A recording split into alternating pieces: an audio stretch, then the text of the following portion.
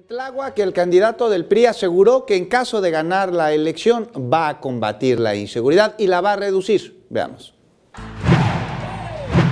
Al realizar su cierre de campaña en Tláhuac, Mikel Arriola Peñalosa aseguró que arriesgará todo lo que esté a su alcance para recuperar la seguridad de la demarcación que dijo está en manos del narcomenudeo.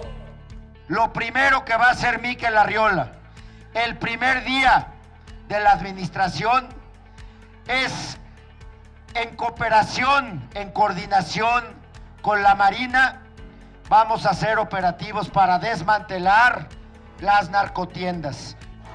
Reafirmó su propuesta de colocar luminarias en toda la Ciudad de México, así como 1 millón de cámaras. En relación a la falta de agua en esta demarcación, el abanderado priista aseguró que en los primeros 3 años de su gobierno se realizará la rehabilitación de los 12,000 kilómetros de la red hídrica y de igual manera de todo el drenaje de la capital. No podemos permitir que los delegados vendan las pipas para hacer negocios.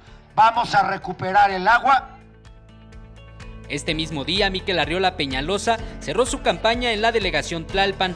Con imágenes de Liber Rodríguez, Eric Pinto, 21 Noticias.